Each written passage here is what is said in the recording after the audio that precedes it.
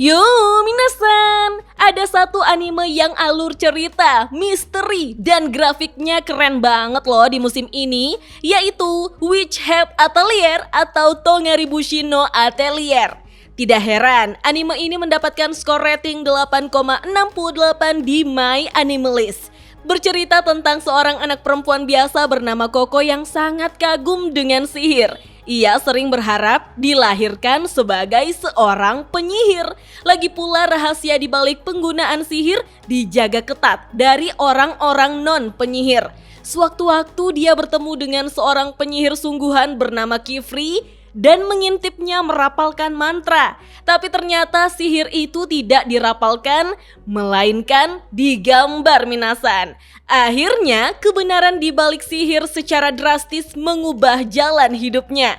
Namun rasa ingin tahu Koko harus dibayar mahal ketika mantra yang digambarnya tanpa disadari membawa malapetaka bagi ibu tercintanya. Kifri pun menerima Koko menjadi muridnya, lalu menyadari tekad Koko untuk menyelamatkan ibunya dan hubungannya dengan kelompok sihir terlarang. Nah sayangnya minasan, untuk manga terjemahan Indonesianya hanya sampai chapter 43-an, sementara manga ini ongoing sampai chapter 97-an. Jauh banget ya tertinggalnya. Nah, buat temani saya baca manga ini sampai selesai alias akan saya terjemahkan sendiri dan kita ulas bersama yuk. Langsung saja kita masuk ke chapter 44. Sebelum saya lanjut, siapa tahu ada yang ingin berdonasi, silakan klik link Saweria yang ada di deskripsi ya. Chapter ini akan berfokus pada Koko dan Tartah yang mencoba menciptakan alat sihir untuk membantu mobilitas kusta sebelum festival malam perak. Diawali dari Koko yang terburu-buru menghabisi makanannya dan pergi lewat jendela gerbang sambil berpamitan dengan Kifri. Melihat itu Kifri berbicara dengan yang lainnya, kalau Tartah akhir-akhir ini kok sering datang ya untuk bermain? Richie singkat menjawab, mereka tidak sedang bermain. Tetia menambahkan, kata Koko, mereka sedang memikirkan ide-ide sihir dan dia bilang kalau aku tidak boleh ikut. Kifri menjawab, begitu ya, kedengarannya menyenangkan, aku jadi penasaran sihir seperti apa yang sedang mereka buat. Ago terdiam, lalu panel membawa kita ke sebuah bukit.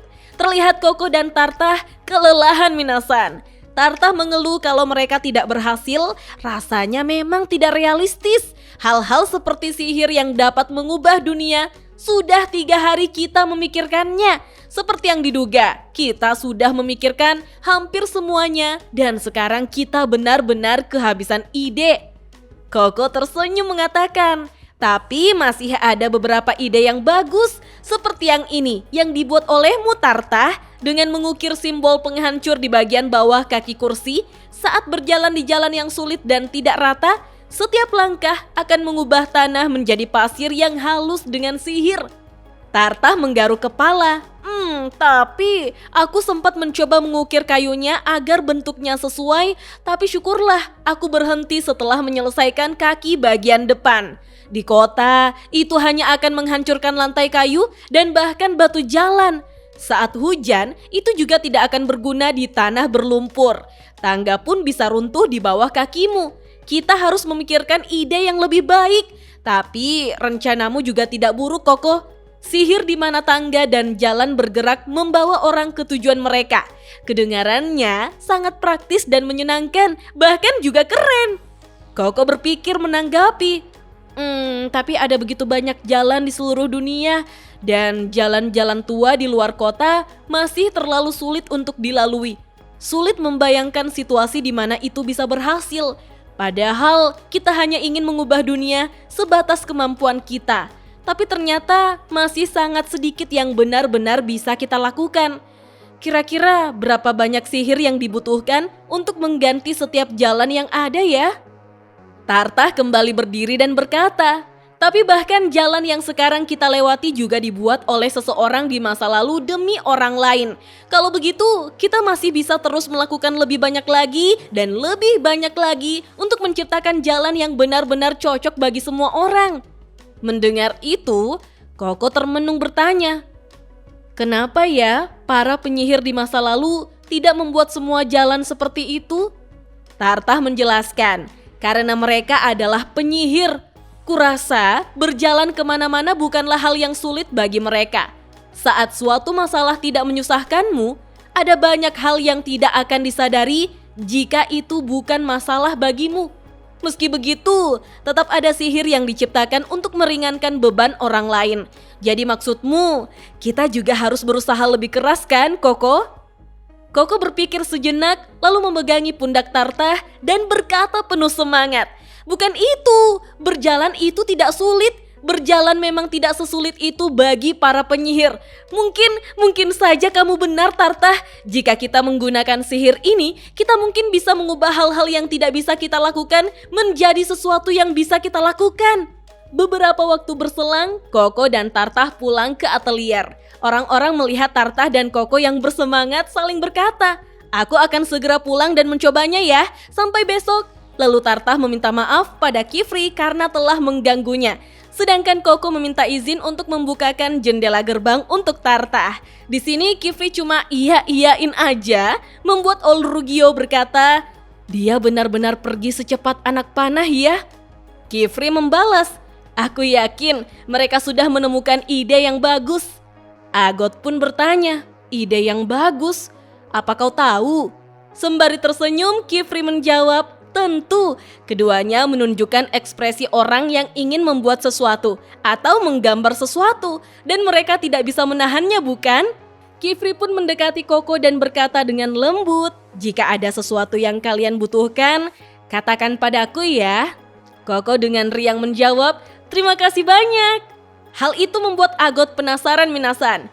Di waktu malam ketika Agot berlatih dan melihat Koko ketiduran sambil terduduk, Agot refleks akan memakaikan Koko selimut, tapi pikirannya menghantuinya. Apa yang sebenarnya kulakukan? Koko sendiri yang tertidur. Kenapa aku harus peduli padanya? Tapi kemudian Agot terkesima dengan sihir yang digambar oleh Koko. Sihir apa ini? Bahkan sekarang, kenapa dia masih menggunakan sihir yang begitu dasar? Ujung-ujungnya, Agot tetap memakaikan Koko selimut. Di hari berikutnya, Tartah berjalan untuk mengunjungi Kustas, lalu berpikir, "Sudah lama aku tidak melihatnya. Sejak waktu itu, apakah dia masih marah?" Ternyata Kustas cepat-cepat mengejar Tartah dengan kursi sihirnya, lalu merasa bersyukur bisa bertemu dengan Tartah. Dia pikir Tartah tidak akan datang lagi. Pelan-pelan Tartah menyerahkan sebuah alat sihir untuk Kustas. Dengan semangat Kustas berkata, "Tidak mungkin, apa ini sihir untuk menyembuhkan kakiku?" Tartah langsung meminta maaf dan menjelaskan bahwa sihir tidak bisa menyembuhkan tubuh.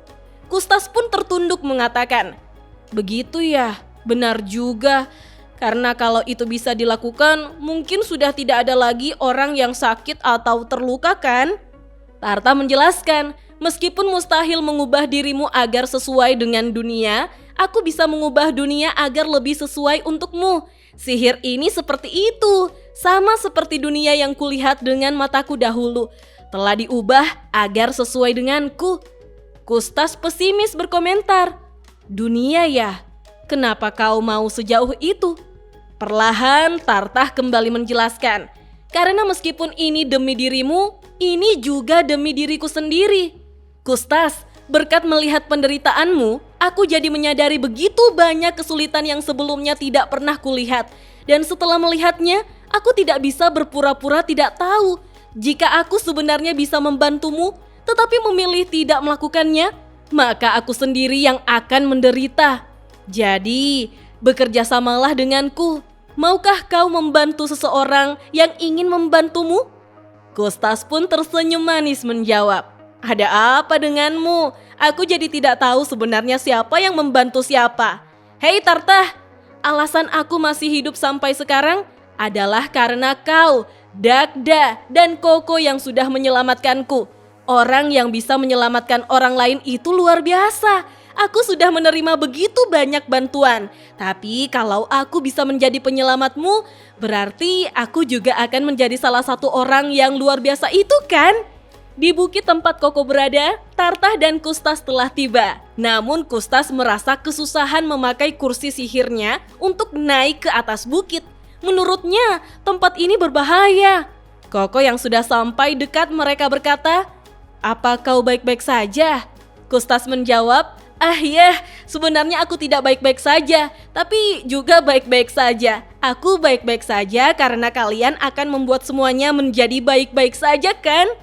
Tarta dan Koko kompak menjawab, "Ya tentu." Namun tiba-tiba, seorang perempuan yang memiliki 2 tanduk di kepalanya berjalan keluar dari hutan yang gelap dan melihat mereka.